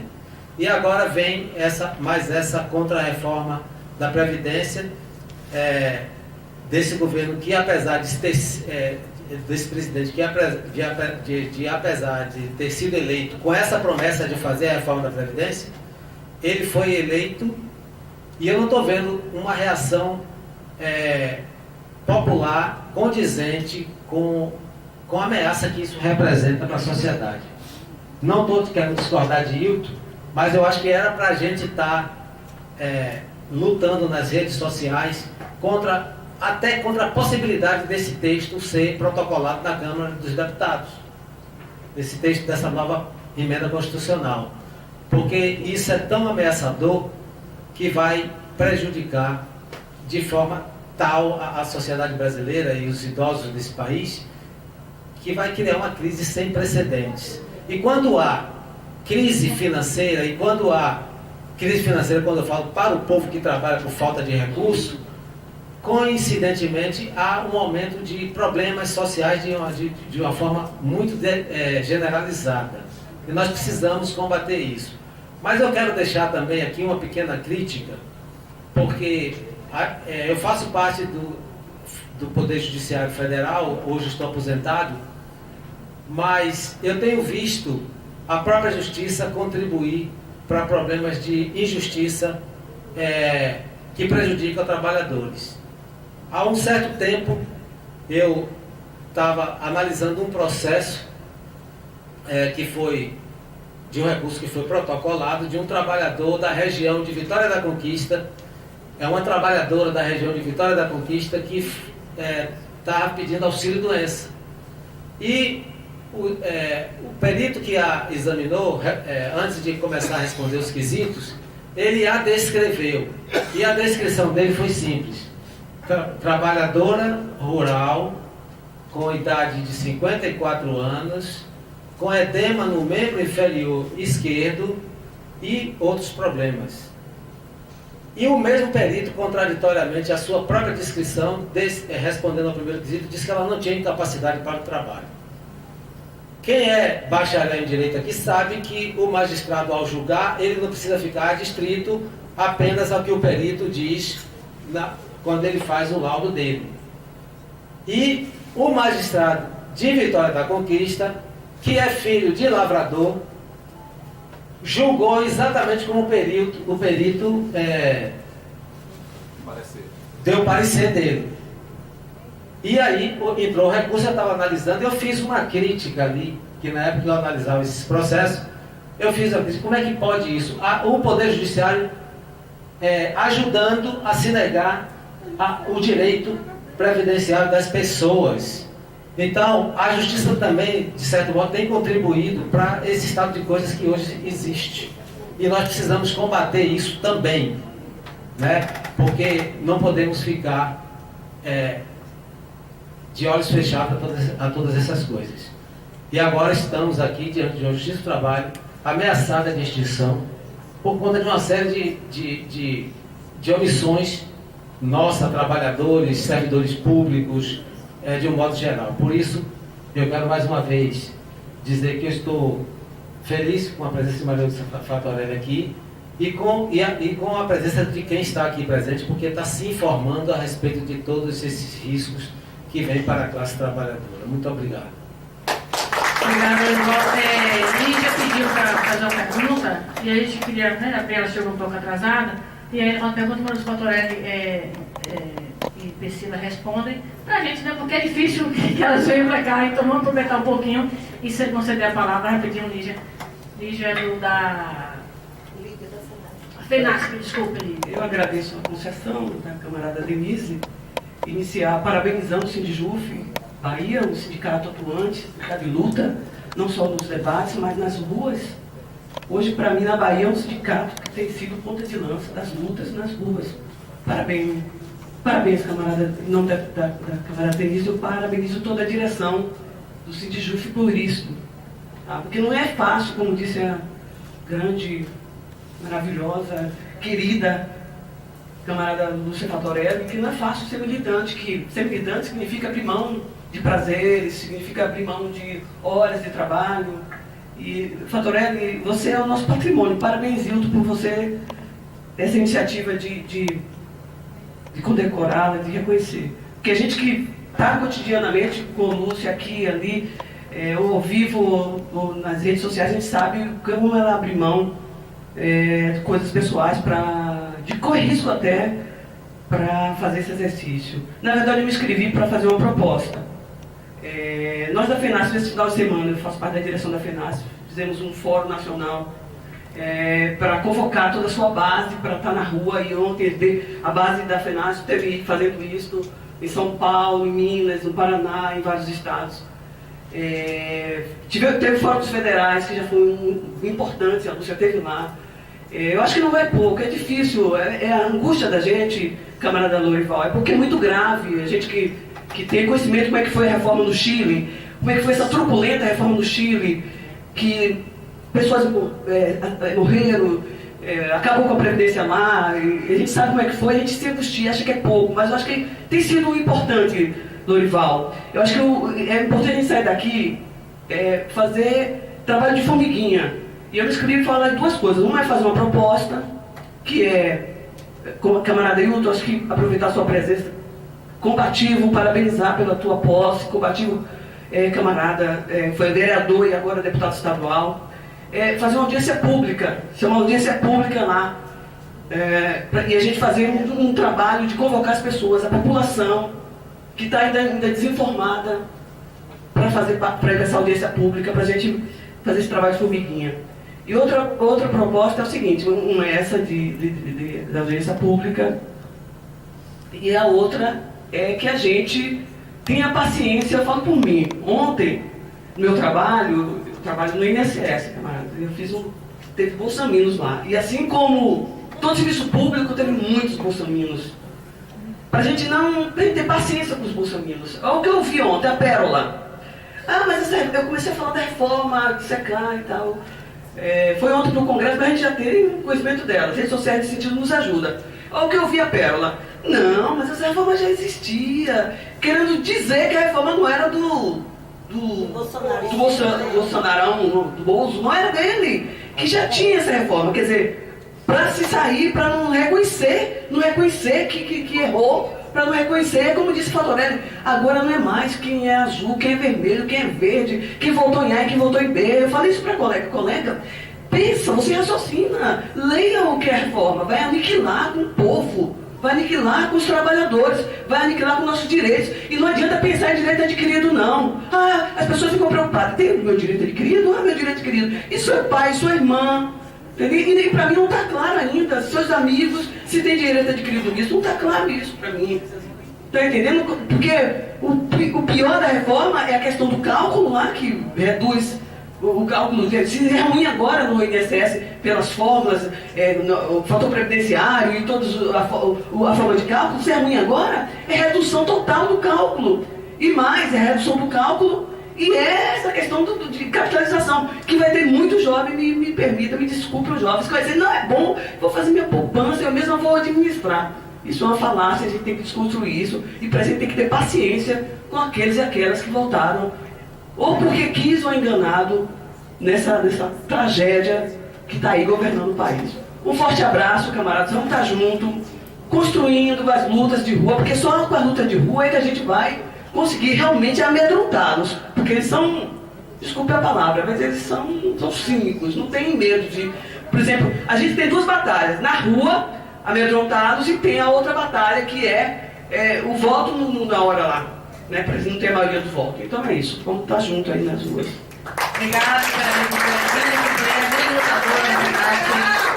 greve geral, a gente vai indicada para o final de abril e vamos construir, cada um daqui, ser multiplicador dessas informações e se aglutinando nos movimentos sociais que fazem parte, suas entidades e participando das atividades, porque nós precisamos construir essa greve geral urgentemente para barrar de uma vez por todas essa maldita reforma assassina. E se nós conseguimos 5 vezes, porque foram 5 votações marcadas nesses 2 anos, e nós conseguimos 5 vezes barrar, vamos conseguir na 6ª, na 7ª, na 8ª, porque não vamos resistir.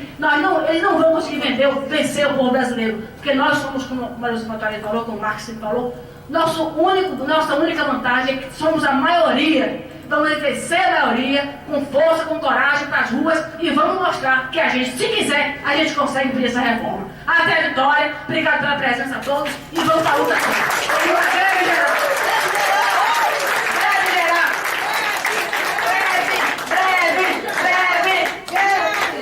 Greve! Tem que fazer a greve na rua e na rede social. Isso, greve na rua e na rede social. É isso aí. Vamos atuar nas redes sociais também. Usar